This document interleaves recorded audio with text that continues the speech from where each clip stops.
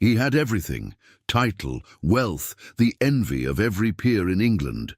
Yet Benedict Ashford, Duke of Thornbury, felt nothing but emptiness in the gilded halls of his ancestral estate. Disgusted by the fawning courtiers and calculating debutantes who saw only his coronet, he made a reckless decision to abandon his identity and pose as a simple traveller at his cousin's country manor. There, he would observe the world as it truly was, unvarnished by the flattery that suffocated him. But on his third evening, standing unnoticed in a shadowed corridor, he heard a voice, soft, crystalline, and utterly unguarded. The new governess, Miss Delilah Crane, was whispering to a child about nobility, honour, and the worthlessness of titles without character. Her words struck him like a blade, and in that moment everything he believed about himself, his world, and his future shattered. If you're listening to this story, don't forget to click the like button, subscribe to the channel, and tell me in the comments from which part of the world you're listening to this story. I want to know how far it has travelled. The spring of 1815 brought with it the fragrance of cherry blossoms and the suffocating weight of expectation. Benedict Ashford, the 9th Duke of Thornbury, stood at the tall windows of his London townhouse, gazing out at the manicured gardens that stretched before him like a tableau of perfection. Everything in his life was perfect, meticulously arranged, and utterly devoid of authenticity. At 30 years of age, Benedict possessed everything society deemed desirable. His dark hair, swept back from a noble brow, framed features that sculptors would envy: sharp cheekbones, a strong jaw, and eyes the colour of stormy seas. His fortune was vast, his estates legendary, his lineage impeccable. Mothers thrust their daughters at him with the desperation of merchants hawking wares at market. Every word spoken in his presence was measured, calculated, designed to curry favour or extract advantage. He despised it all. "Your Grace, the Duchess of Marlborough has sent yet another invitation," his secretary, Mr. Pemberton, announced from the doorway. The elderly man's voice carried the weariness of one who had witnessed this pattern for years. "She insists her daughter, Lady Arabella, is most eager to make your acquaintance." Benedict turned from the window, his expression carved from ice. "Lady Arabella is the third daughter this season alone whose mother has insisted upon my acquaintance. Tell me, Pemberton, does anyone in London possess an original thought, or are we all simply following the same tedious script?" Pemberton's lips twitched with suppressed amusement. "Society does tend toward repetition, Your Grace. However, one might argue that you participate in the script by attending these events." "A fair point," Benedict conceded, moving toward his desk where correspondence lay stacked in neat piles. "Which is why I've decided to abandon London entirely." The secretary's eyebrows rose. "Your Grace, my cousin, Lord Edmund Hartwell, has been pressing me to visit his estate in Derbyshire. I believe I shall accept his invitation." Benedict paused, a plan forming in his mind with crystalline clarity. "However, I shall arrive not as the Duke of Thornbury, but as Mr. Benedict Ashford, a gentleman of modest means travelling through the countryside." Pemberton's shock was evident. "Your Grace, surely you cannot be serious. The deception will be precisely what allows me to observe the world as it truly is," Benedict interrupted, his voice firm with resolve. "For once in my life, I wish to know what people truly think, how they truly behave when they believe no duke is watching. Edmund is discreet. He will maintain my confidence. I leave tomorrow." The journey to Derbyshire took 3 days by carriage, each mile carrying Benedict further from the suffocating expectations of the ton and deeper into the verdant countryside that had always called to his soul. He travelled with minimal luggage and only one trusted valet who had been sworn to secrecy. As the carriage rolled through villages where people actually smiled without calculation, Benedict felt something unfamiliar stirring in his chest. Anticipation. Hartwell Manor rose from the Derbyshire hills like a jewel of honey-coloured stone. its Elizabethan architecture softened by centuries of ivy and climbing roses. Edmund Hartwell, a cheerful man of 40 with the expanding waistline and genuine warmth in his eyes, greeted Benedict at the entrance with barely contained glee. "Benedict! Or should I say Mr. Ashford?"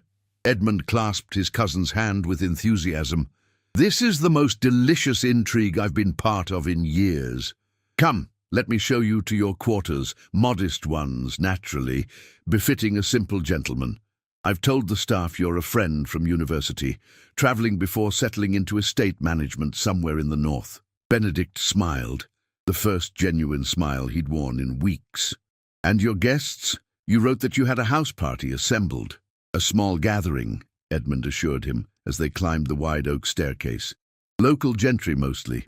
The vicar and his wife, a retired colonel and his sister, a widow from the neighbouring estate, and of course my own household. Nothing too grand. Oh, and we've just hired a new governess for my daughters, Miss Crane. She arrived only yesterday. Comes highly recommended from a family in Hampshire. Excellent references, though she's quite young for the position. 23, I believe." They reached a comfortable chamber overlooking the gardens, furnished with taste but without ostentation. Benedict removed his gloves, examining the space with approval. "Perfect. And your family? How are Catherine and the girls?" "Catherine is in excellent spirits, and the girls are terrors as always," Edmund said fondly. "Sophia is 10, and convinced she should be allowed to read nothing but Gothic novels. Harriet is 8, and has developed an alarming interest in natural philosophy. She keeps bringing insects into the house for observation, hence the need for Miss Crane. Our previous governess retired to Bath, claiming she was too old for such spirited pupils." That evening, Benedict descended to dinner dressed in simple but well-tailored evening wear, the attire of a gentleman of comfortable but unremarkable means. The other guests had already assembled in the drawing-room, and as he entered he observed them with an anthropologist's keen eye. The transformation was immediate and remarkable. People glanced at him with polite interest rather than calculating avarice. They nodded in greeting rather than rushing forward to monopolize his attention. A young lady near the piano looked up from her music, saw him, and simply smiled before returning to her playing. No one curtsied with theatrical depth or maneuvered to position themselves in his line of sight. It was extraordinary. "Everyone, may I present Mr. Benedict Ashford, an old friend from Cambridge," Edmund announced. "Benedict, allow me to introduce our guests." The introductions proceeded with comfortable informality. Colonel Weatherby, a robust man with magnificent whiskers, discussed the local hunt. Mrs. Weatherby, the colonel's sister, proved to be a sharp-witted woman with opinions on everything from agriculture to the quality of roads. The Reverend Mr. Holloway and his wife were earnest and kind. Mrs. Margaret Sutton, the widow, was elegant and reserved, her mourning period recently concluded. And then, just as they were moving toward the dining room, 2 small whirlwinds burst into the chamber. "Papa!" The girls rushed toward Edmund, their governess following at a more sedate pace. "Miss Crane said we might say good night before bed, but Sophia wanted to show you her drawing first, and I found the most magnificent beetle in the library." "Harriet, young ladies do not discuss beetles at dinner time," Catherine Hartwell gently chided, though her eyes danced with amusement. She turned to the young woman who had entered behind the children. "Miss Crane, thank you for bringing them down. Girls, make your curtsies and then off to bed." Benedict's attention fixed on the governess, and for a moment he forgot to breathe. Delilah Crane was not beautiful in the conventional sense demanded by society. She was something far more arresting, striking, with an intelligence in her grey eyes that suggested she saw more than most people wished to reveal. Her hair, a rich chestnut brown, was dressed simply but becomingly. Her gown was that of a governess, plain, modest, well-made, but without embellishment, and yet she wore it with a quiet dignity that made every debutante's elaborate confection seem suddenly garish by comparison. But it was her expression that truly captured him. She looked at the assembled company with neither obsequiousness nor presumption. Her gaze was direct, thoughtful, measuring. When those grey eyes passed over him briefly, Benedict felt as if he had been read like one of the books lining Edmund's library. The girls performed their curtsies with varying degrees of grace. Sophia's nearly perfect, Harriet's enthusiastic but unbalanced, and were ushered away by their governess. As Delilah Crane departed, Benedict heard her soft voice drifting back through the doorway. "Now, Miss Harriet, we shall examine your beetle tomorrow with proper scientific methodology. And Miss Sophia, I've left a new novel on your bedside table, a respectable one, I assure you, though it has quite enough drama to satisfy." The voice faded, and Benedict realized he was staring at the empty doorway like a fool. The house party at Hartwell Manor settled into a comfortable rhythm over the following days. Benedict found himself enjoying the unpretentious company in ways he had forgotten were possible. Conversations ranged from philosophy to farming, without the artificial constraints of ton society. No one fawned over him or sought his patronage. He was simply Mr. Ashford, an agreeable gentleman with reasonable opinions and a pleasant manner. Yet increasingly, his attention was drawn to the one person who remained largely absent from these gatherings, the governess. Miss Crane took her meals in the schoolroom with her charges and appeared in the main rooms only briefly, usually when delivering or retrieving the Hartwell daughters. But Benedict found himself noticing her presence with an acuity that surprised him. He would hear her voice in the upper corridors, patient and encouraging as she taught lessons. He would glimpse her in the garden, walking with the girls as they collected specimens for their nature studies. Once he saw her in the library, standing on a ladder to reach a high shelf, completely absorbed in reading the spine of a leather-bound volume.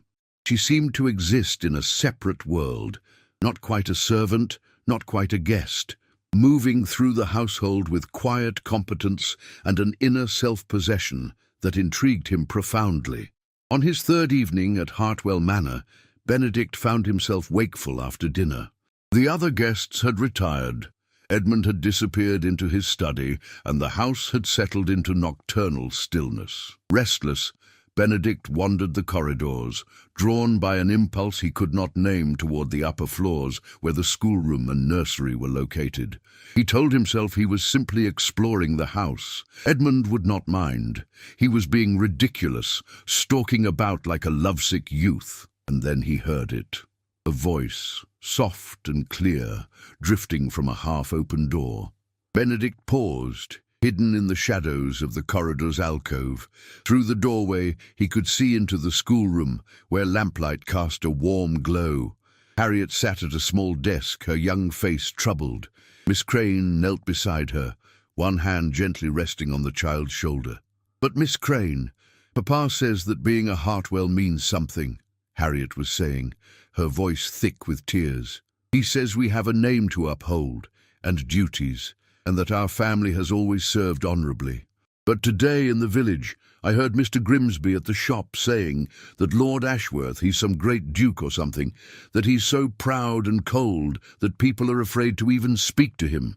If that's what being noble means, being so grand that no one can talk to you, then I don't want to be important at all."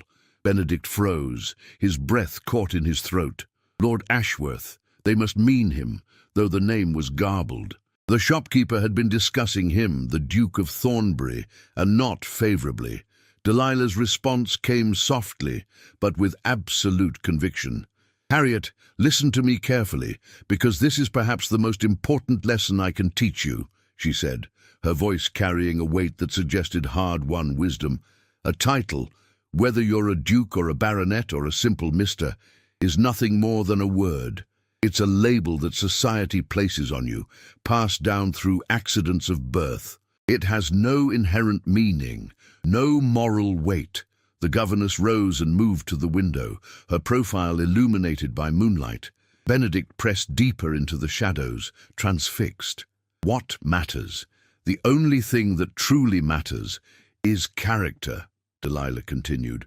Who you choose to be when no one is watching, how you treat those who have no power to help or harm you, whether you use whatever privileges you possess to lift others up or simply to elevate yourself further above them. But the Duke, Harriet began. I cannot speak to this particular Duke's character as I have never met him, Delilah said with careful diplomacy. But I can tell you this. I have known men with no title whatsoever who possessed more nobility in their smallest finger than some lords carry in their entire being, and I have known peers of the realm who were nothing more than polished coins, bright and impressive on the surface, but hollow and worthless beneath. She turned back to Harriet, and her expression was fierce with passion. Your father is right that being a Hartwell means something, but not because of the name itself. It means something because your family has chosen, generation after generation, to act with honor, to treat tenants fairly, to contribute to your community, to raise children who understand that privilege is not a right to be hoarded, but a responsibility to be wielded with care. That is what makes a name meaningful. That is what makes a person noble, regardless of what title appears before their name in the peerage. Harriet's tears had stopped. So, if this Duke is cold and proud, that's his choice? Not something that being a Duke made him? Exactly, Delilah confirmed. We are all the sum of our choices, Harriet. Birth gives us a starting point, some more advantageous than others, and that's not fair, but it's reality. What we do with that starting point is what defines us. She helped the child to her feet, guiding her toward the door that led to the bedchambers. Now, let's get you to bed. Tomorrow, we're going to begin our study of astronomy, and I want you well rested so you can fully appreciate the majesty of the cosmos, which I should note cares not at all whether you're titled or common, rich or poor. The stars shine for everyone. As their footsteps faded down the inner corridor, Benedict remained frozen in the alcove. His heart was pounding, his hands trembling slightly. He felt as if he had been stripped naked, every pretension and protection torn away. She was right. God help him, she was absolutely right. He thought of his life, the cold magnificence of Thornbury House, the formal state dinners where conversation died the moment he entered a room, the endless parade of sycophants and fortune hunters. He had blamed them all for the artificiality of his existence.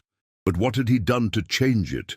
Had he ever once attempted to be simply Benedict rather than the Duke? And what had the shopkeeper said? That he was so proud and cold that people feared to speak to him? Was that who he had become? A man whose very title had become a wall, shutting him off from all genuine human connection? Delilah's words echoed in his mind. What we do with that starting point is what defines us. Benedict made his way back to his chamber in a daze. Sleep, when it finally came near dawn, was troubled by dreams of empty halls and voices he could not reach. He woke with absolute certainty. Something fundamental had shifted in him during those few minutes in the darkened corridor. The Duke of Thornbury, who had thought himself above the petty concerns of common morality, who had wrapped himself in the protective armor of his rank, had been judged by a governess who did not even know his identity, and found profoundly wanting. The question now was what he intended to do about it. Benedict emerged from his chamber the following morning with the grim determination of a soldier preparing for battle. The words he had overheard had not simply stung, they had illuminated a truth he had been avoiding for years. If he was to change, to become something more than a hollow title, he needed to understand how to be simply human again. And the woman who had unknowingly issued that challenge was the only person who could teach him. Over the following week, Benedict found ways to observe Miss Delilah Crane without being obvious about it. During morning walks in the garden, he would happen upon her lessons outdoors. At the library in the afternoons, he would request books from shelves near where she studied. He watched her interact with the Hartwell daughters, firm but never harsh, educational but never pedantic, encouraging curiosity while instilling discipline. More tellingly, he observed how she interacted with the household staff. She thanked the footman who brought coal for the schoolroom fire. She inquired about the scullery maid's mother who was ill. She discussed recipe adaptations with the cook that might help young Harriet's sensitive digestion. Every person she encountered was treated with the same respectful consideration, regardless of their station. It was revolutionary. "You're staring," Edmund murmured one afternoon as they took port in the study. Outside, visible through the window, Delilah was conducting a botany lesson in the garden with the girls. Benedict jerked his attention back to his cousin. "I beg your pardon?" "At Miss Crane. You've been watching her for days, like she's some sort of fascinating puzzle you're trying to solve." Edmund's eyes twinkled with amusement. "Should I be concerned for my governess's virtue? You may be posing as a simple mister, but you're still a duke, and I won't have her position compromised." "I would never," Benedict began hotly, then caught himself. He set down his glass and ran a hand through his hair.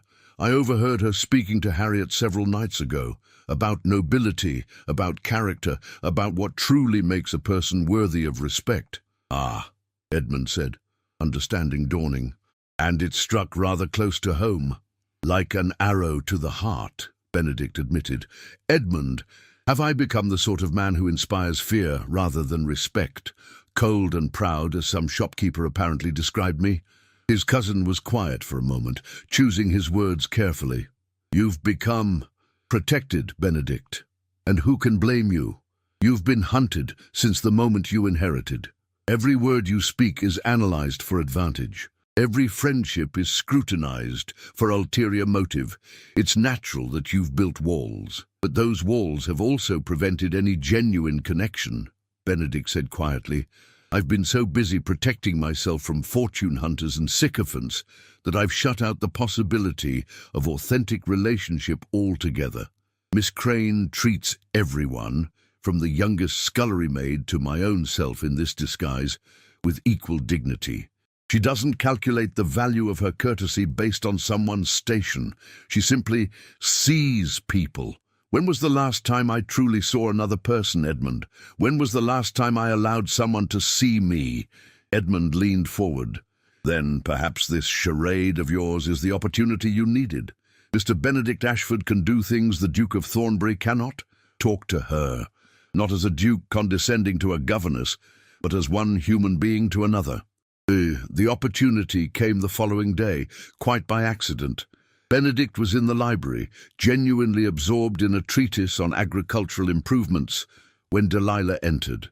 She paused at the doorway, clearly not expecting to find anyone there at this hour. The girls were having their music lesson with Catherine. "Mr. Ashford," she said, moving to leave. "Forgive me. I didn't mean to disturb you." "You're not disturbing me at all," Benedict said quickly, rising from his chair. "Please don't leave on my account. The library is large enough for both of us."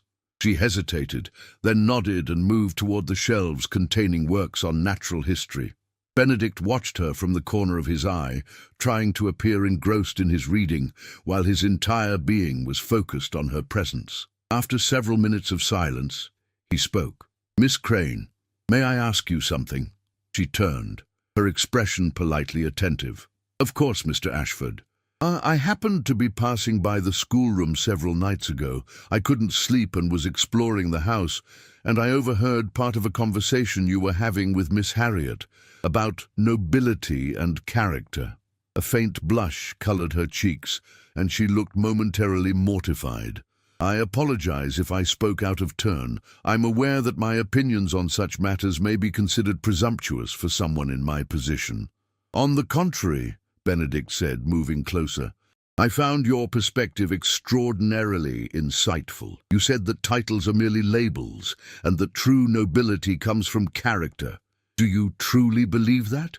Delilah's chin lifted slightly, a defensive gesture that told him she'd been criticized for her views before. "I do. I've had occasion to observe many families in my years as a governess, Mr. Ashford. I've seen cruelty disguised by fine titles and genuine goodness in those society dismisses as inconsequential. One's behavior when no benefit can be derived from courtesy, that reveals true character." "You must have observed a great deal to form such definite conclusions," Benedict said carefully. May I ask about your background? Forgive me if the question is impertinent."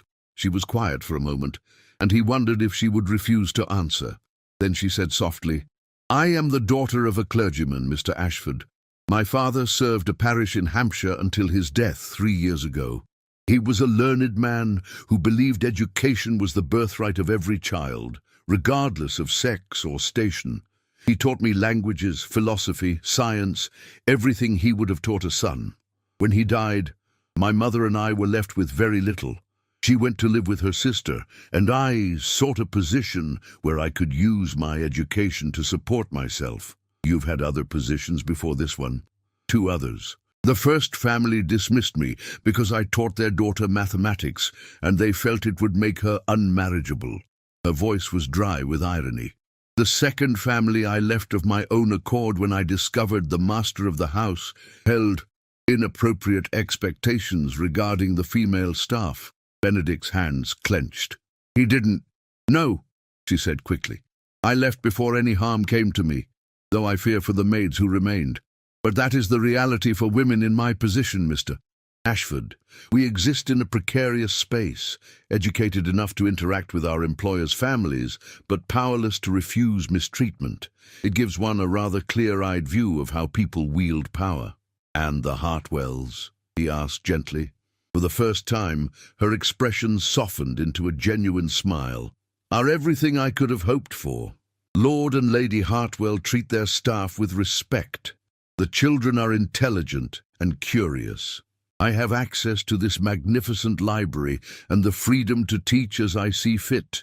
I count myself extraordinarily fortunate." Benedict studied her, this young woman who had suffered loss and witnessed the worst of his class's behavior, yet maintained such remarkable dignity and principle. "Your father must have been an exceptional man to have raised such a daughter." "He was," Delilah said simply. "He taught me that a person's worth is not determined by their circumstances, but by their choices, by how they treat those who can offer them nothing in return, by whether they use their advantages, whatever those may be, to help or to harm." The words hung in the air between them, and Benedict felt something shift in his chest. This woman, with her clear grey eyes and uncompromising principles, represented everything he had never allowed himself to seek. Not because she was beautiful, though he was beginning to find her utterly captivating, but because she was real, authentic in a way that no one in his carefully constructed world had ever been allowed to be. "Miss Crane," he said quietly, "I wonder if I might ask your opinion on something. Hypothetically, of course." She tilted her head, curious. "Certainly. Suppose a man, a gentleman of significant rank, found himself isolated by that very rank. Suppose he had become so accustomed to insincerity and calculated behavior from those around him that he no longer knew how to form genuine connections. How would such a man change? How would he learn to be simply human again?" Delilah's gaze sharpened, and for a moment Benedict wondered if she had somehow seen through his disguise. But then she answered thoughtfully, "I would tell this hypothetical gentleman that the answer lies in vulnerability," she said. "Walls that protect us from harm also prevent connection. If he wishes to know others authentically, he must allow himself to be known authentically. He must be willing to speak with people, truly speak, not perform the social dance of the drawing room. He must listen not to respond, but to understand. He must risk being seen as he truly is, flaws and uncertainties included, rather than hiding behind the armor of his rank. And if his rank is the very thing that prevents such authenticity, if people cannot see past his title to the man beneath, then perhaps," Delilah said softly, "he must find ways to interact with others where his title is not the first thing they know about him, where he is judged on his words and actions rather than his coronet." Her eyes met his directly. "Though I suspect, Mr. Ashford, that we are no longer speaking entirely hypothetically." Benedict's breath caught. "Miss Crane, forgive me," she said quickly, colour rising in her cheeks again.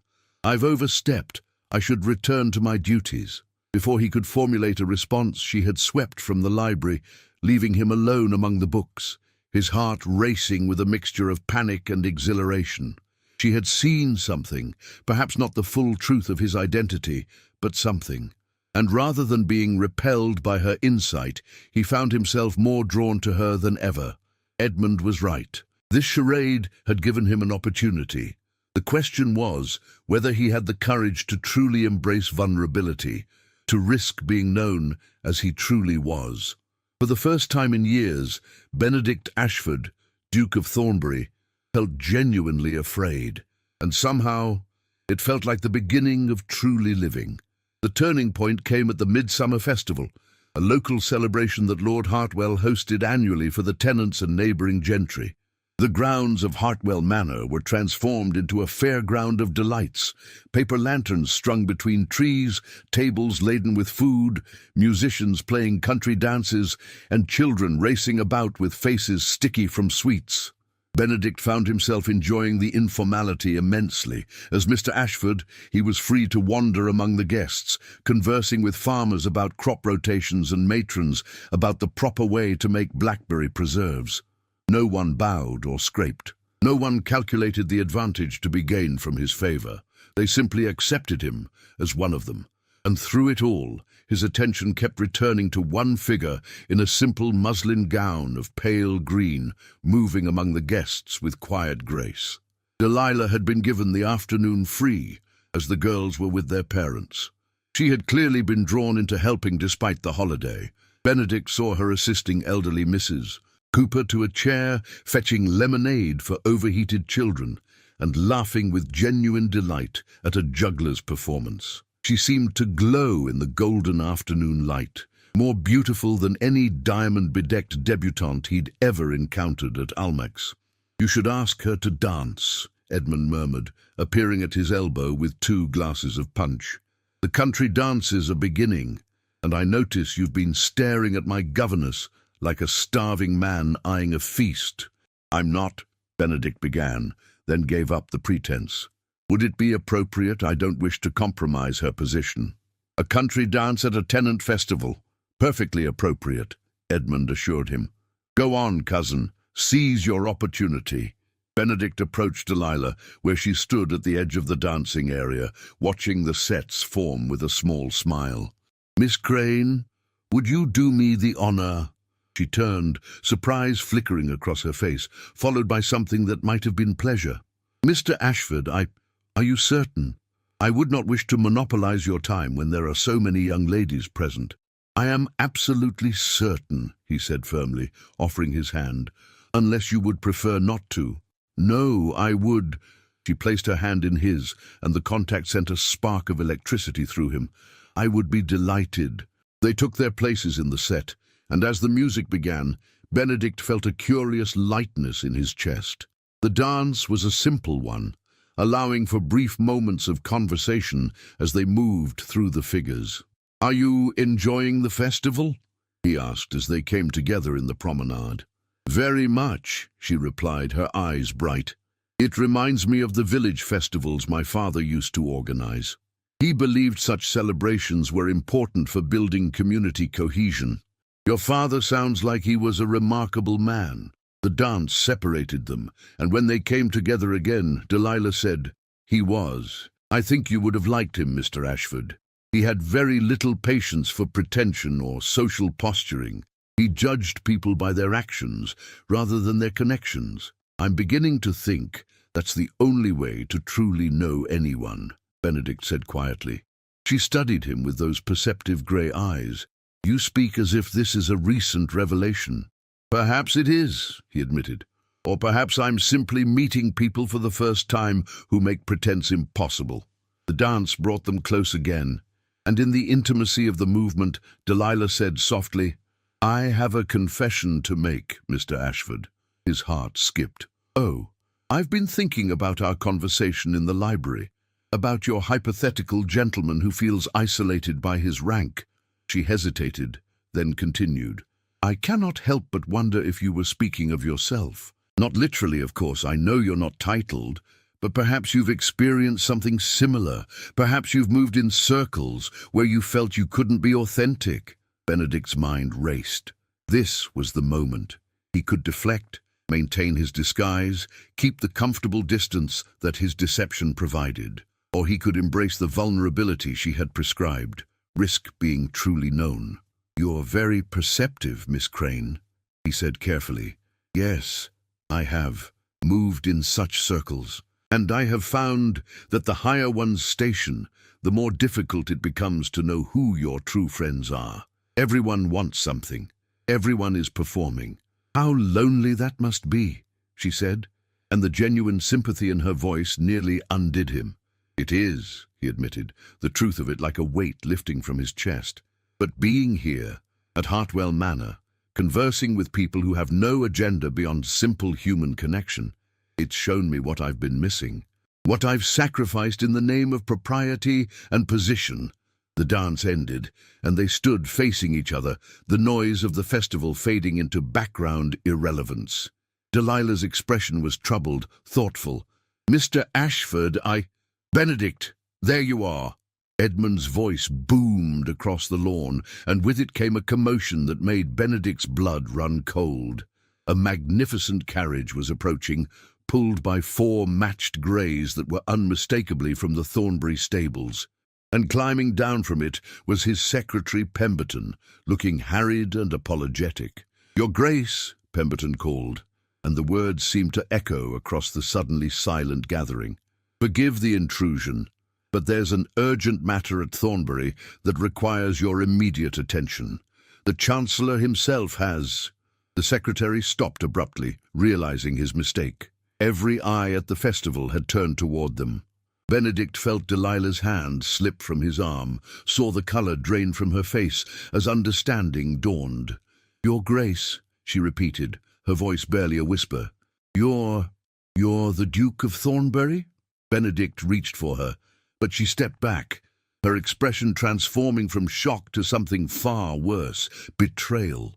"Miss Crane, please, let me explain. You lied to me," she said, and the hurt in her voice was like a physical blow. "You stood there in the library and asked me about nobility and character, about a hypothetical gentleman of rank, and all the while you were... I was trying to understand," Benedict said desperately, aware of the crowd gathering around them, but unable to care about anything except the devastation in her eyes. "I came here to escape the falseness of my life, to experience authenticity for once. I never meant to deceive you specifically. I didn't even know you existed when I conceived this plan. But once you did know I existed, once we had spoken, once I had shared my views and my history, you said nothing." Her hands were shaking. "I told you about my experiences, about the master who preyed on governesses. I spoke freely, as one equal to another, and all the while you were a duke, observing me like some sort of curiosity, some specimen to be studied. It wasn't like that, wasn't it?" Tears glittered in her eyes, but her voice remained steady. "Tell me, Your Grace, did you find my opinions on nobility entertaining? Did it amuse you to hear a governess philosophize about matters so far above her station? Was I simply another diversion during your country holiday?" "Delilah, please." "Miss Crane," she corrected coldly. The formality was like a door slamming shut between them. "I am Miss Crane, a governess in your cousin's household. You are the Duke of Thornbury, one of the highest-ranking peers in England. There is no conversation to be had between us, Your Grace. There never was. I simply didn't realize it because you chose to make a fool of me." She turned and walked away, her spine straight despite the tears now streaming down her face. Benedict moved to follow, but Edmund caught his arm. "Let her go," his cousin said quietly. "She needs time, and you need to deal with whatever crisis has brought Pemberton here." Benedict wanted to rage, to throw off his cousin's restraining hand and chase after Delilah to make her understand. But already the other guests were pressing forward, the attitudes changing now that they knew his true identity. The bows and curtsies began. The voices took on that too careful tone he despised, and he was trapped once again in the cage of his title. As he allowed himself to be led away to deal with whatever parliamentary crisis required his attention, he looked back once at Delilah's retreating figure. She had reached the manor house and disappeared inside without looking back. The Duke of Thornbury had wanted to learn what it meant to be authentic, to form a genuine connection unburdened by his rank. Instead, he had hurt the one person whose opinion he valued above all others, and he had no idea how to repair the damage he'd done. The parliamentary crisis proved to be less urgent than Pemberton had suggested, a matter of votes and political manoeuvring that Benedict's fellow peers had dramatically exaggerated. He dealt with it swiftly and impersonally, his mind elsewhere, and returned to Hartwell Manor 3 days later with grim determination. The household had shifted in his absence. No longer was he treated as amiable Mr. Ashford. Now servants bowed deeply when he passed. Conversations stopped when he entered rooms. Edmund and Catherine were warm but careful, their easy familiarity replaced by a subtle deference that made Benedict want to overturn furniture in frustration. And Delilah avoided him completely. "She's requested time to seek another position," Catherine told him gently when he inquired. They were in the morning room, and Catherine's expression was sympathetic but firm. "She feels she can no longer remain in a household where she's been compromised." Compromised? Benedict's voice rose. There was nothing inappropriate. Not in the physical sense, no, Catherine agreed. But Benedict, you must understand what this looks like from her perspective. You deceived her. You allowed her to speak freely, to share her genuine thoughts and experiences while maintaining a false identity.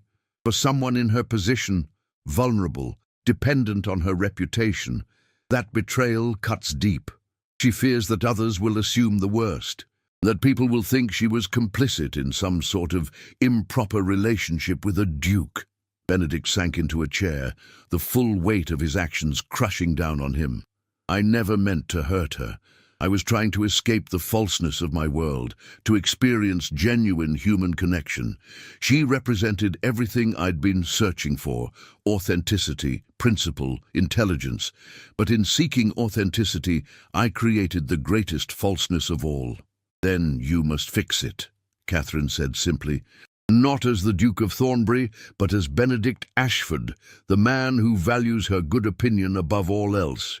You must prove to her that the man she conversed with in the library, the man who danced with her at the festival, that he was real, that you are capable of being the person your title doesn't require you to be." Finding an opportunity to speak with Delilah proved challenging. She kept to the schoolroom with iron discipline, taking meals there and venturing out only for carefully timed walks when she knew he would be occupied. Finally, Benedict resorted to shameless ambush, stationing himself in the library at the hour when she typically came to select books for the girls' lessons. When she entered and saw him there, she turned to leave immediately.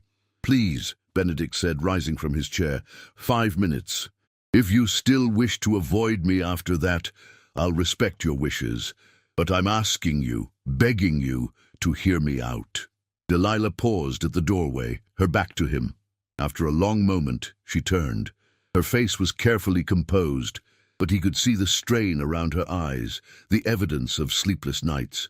5 minutes, Your Grace," she said coolly. "Then I must return to my duties." "First, let me apologize," Benedict said, remaining where he stood rather than approaching closer. "You're absolutely right. I deceived you, and regardless of my intentions, that deception was wrong. I allowed you to speak freely under false pretenses, and I've compromised your position in this household and potentially your future prospects. For that, I am profoundly sorry." "Apology noted," Delilah said, her tone brittle. "Is there anything else, Your Grace?" "Yes," he said quietly. "I want to explain why I did it. Not to excuse my actions, but so you understand it wasn't about making a fool of you. It was never about you at all. Not initially." He moved to the window, looking out at the gardens where they had danced just days ago. "I'm 30 years old, and I inherited my title at 22. For 8 years, I have been pursued, flattered, lied to, and manipulated by nearly everyone I've encountered. Marriage-minded mamas thrust their daughters at me. Political allies court my favor. Tenants approach me with calculated deference. My closest friends from Cambridge treat me differently now. They weigh their words, consider the implications of casual disagreements. I am never simply Benedict. I am always the Duke first. He turned back to face her, allowing all his weariness and loneliness to show. I came here hoping to escape that for just a few weeks, to be treated as an ordinary man and discover if there was anything of substance beneath my title. And then I met you. Delilah's expression remained guarded, but he saw her hands tighten on the book she held. You spoke to me as an equal, Benedict continued. You shared your thoughts, your experiences, your principles, and for the first time in years, I felt seen. Not as the Duke of Thornbury, not as a matrimonial prize or a political ally, but as simply a man. When you spoke about what truly constitutes nobility, character over title, actions over rank, you were describing everything I hoped I could be, but feared I wasn't. So I was an experiment? Delilah asked, her voice sharp. A way to test your theories about authentic connection? No, Benedict said firmly. You were a revelation.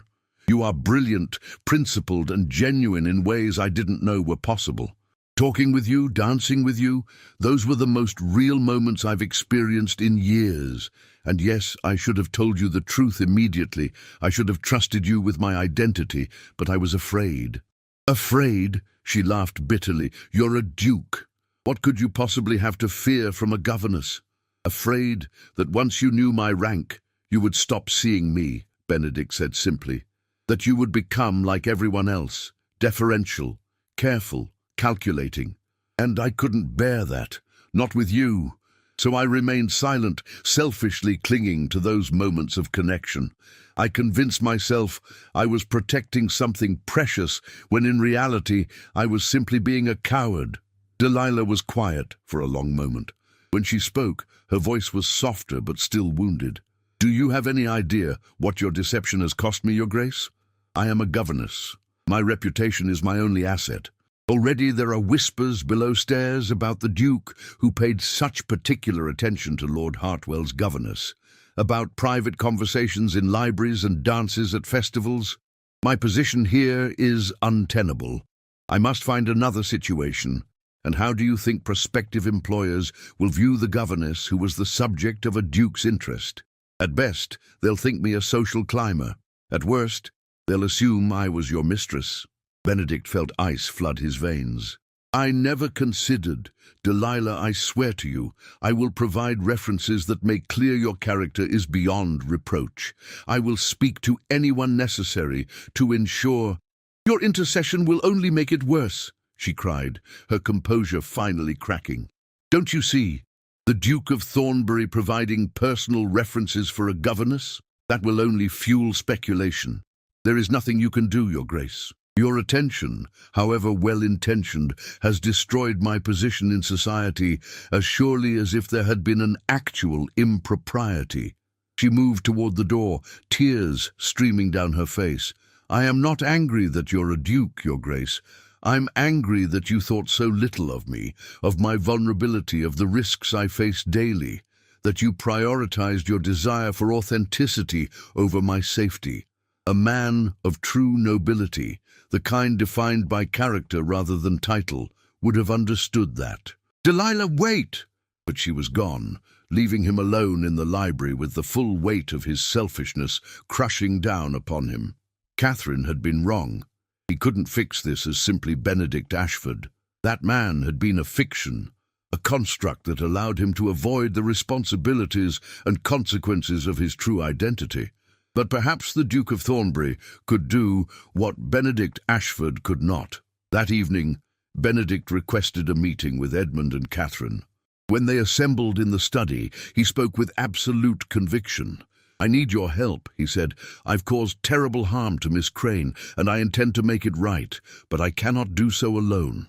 What do you propose? Edmund asked carefully.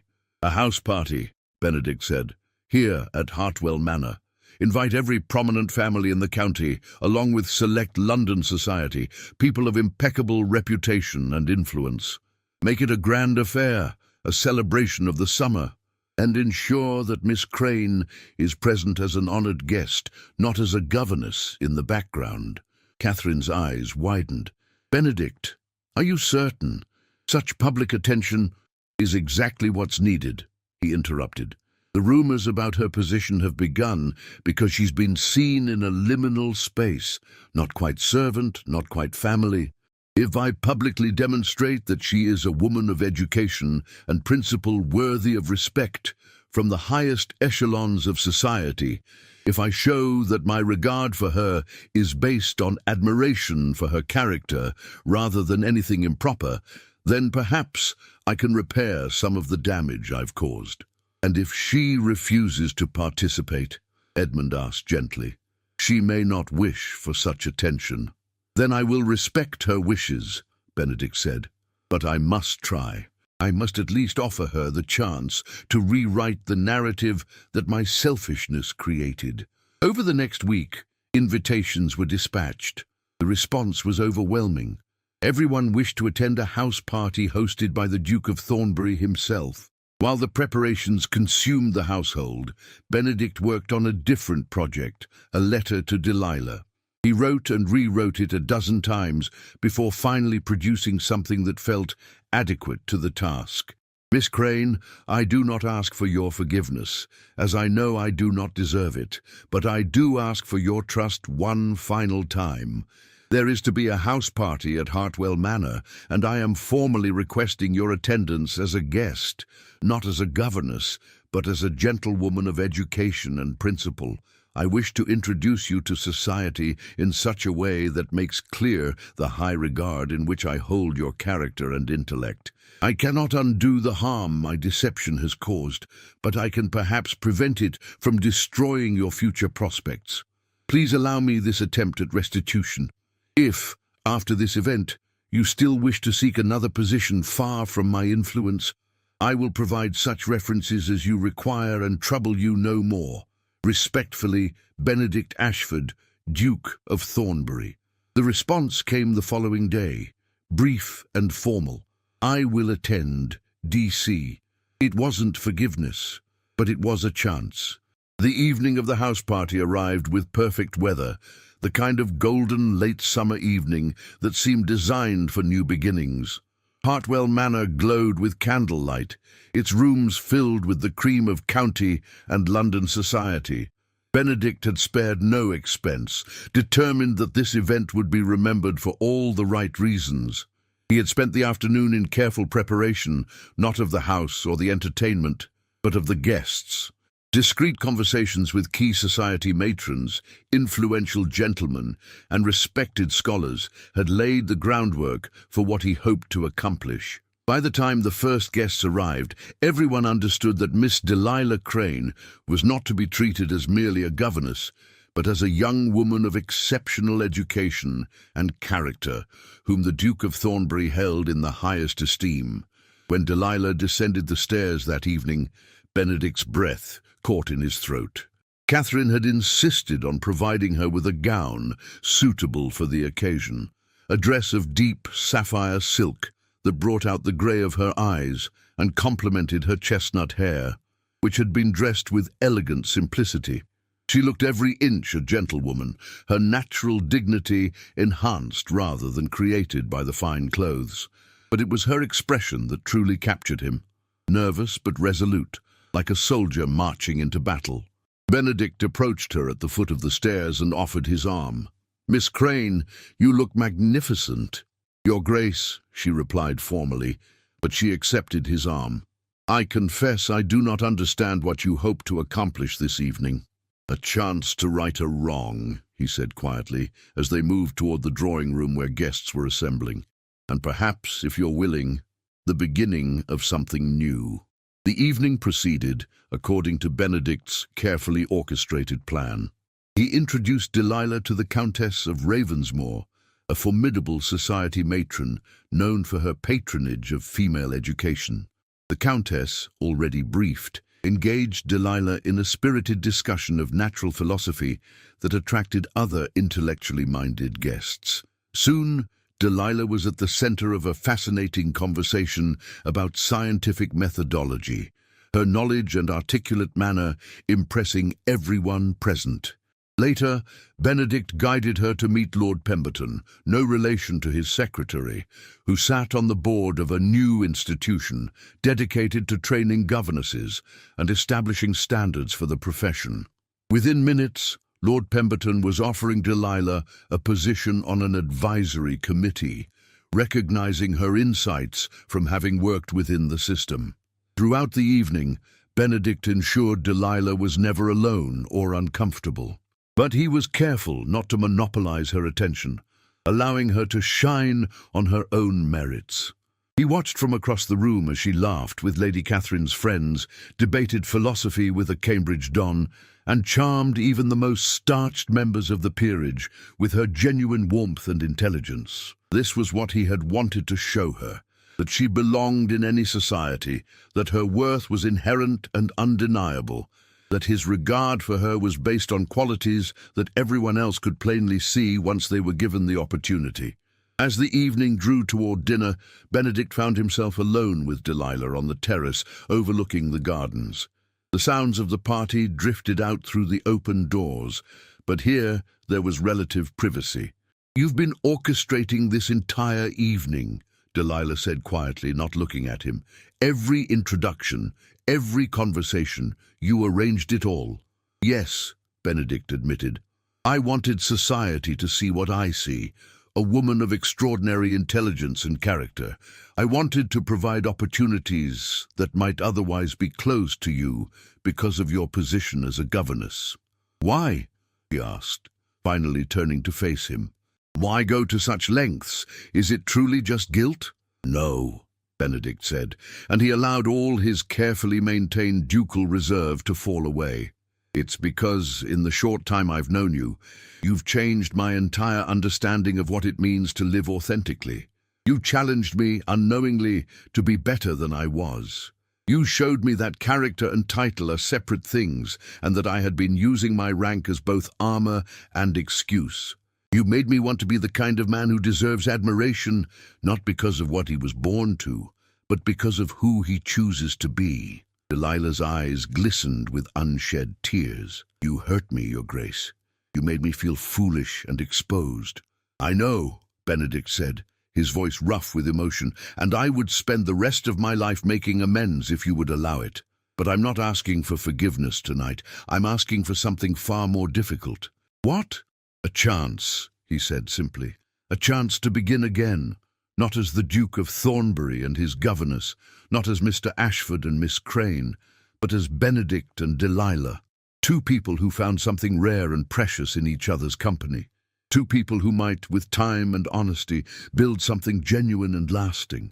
"You're a duke," Delilah said, and there was anguish in her voice. "I'm a clergyman's daughter with no fortune, no connections, no—" "You are the bravest, most principled person I have ever met," Benedict interrupted. "You are brilliant and kind and absolutely unwilling to compromise your values for the sake of convenience. You see people, truly see them, regardless of their station. You challenge me to be better, and I'm desperately, hopelessly in love with you." The confession hung in the air between them, raw and vulnerable. Delilah stared at him, shock and something that might have been hope warring in her expression. "You cannot mean—" "I mean every word," Benedict said, closing the distance between them.